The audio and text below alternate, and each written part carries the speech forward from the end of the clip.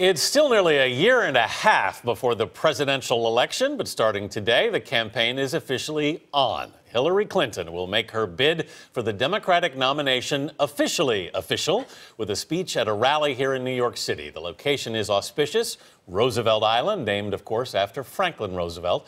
Let's talk about that and more with CBS News political director and host of Face the Nation, John Dickerson. John, good morning. Good morning, Anthony. So she officially announced, but now we have this very dramatic announcement. What's going on? No announcement now for president can happen just once. You've got to keep getting bites at the apple, and that's in part to take advantage of the the press coverage. I mean, today this is going to be covered like crazy. And in the specific case of Hillary Clinton, what she's trying to do is create a larger narrative arc for her campaign. She came out of the box in April and said, I'm going to take on 4 big fights. And now she's going to kind of try and sketch a bigger theme, a bigger kind of story for her campaign. She released a new campaign video yesterday. Tell me why this fighter approach is something that her team thinks will appeal to voters. First of all, it's a bit of an echo of Bill Clinton. He used to say, no matter what's happening with me, you always know that I'm fighting for you. You always know that I'm going to fight till the last dog dies. And that's a little bit similar with her, which is to say people may have doubts about her.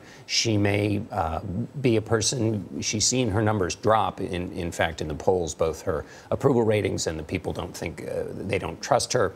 But her argument is, it doesn't matter. I will fight for you. I will fight for the things you care about. And that's all you need in a president. You mentioned, Bill, this is a family affair today. Joint appearance, the whole family is going to be there. It is, and that's new. She's been on the campaign trail mostly by herself. Now the whole family is going to be there, this tableau. But then I think that's it. Then she's going to go back to being a candidate by herself. But this is, again, it adds to the kind of pomp and circumstance of this event.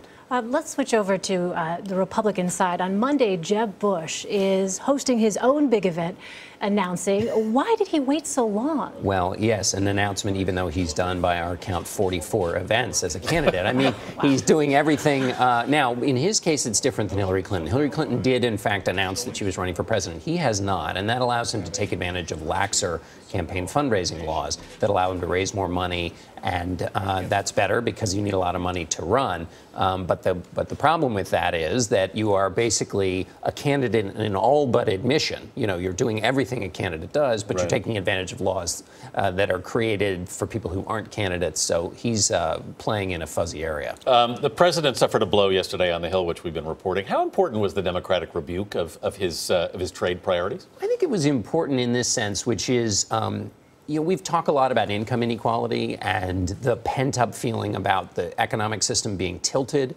And it gets conversation, and you hear Bernie Sanders' presidential campaign is founded on that passion.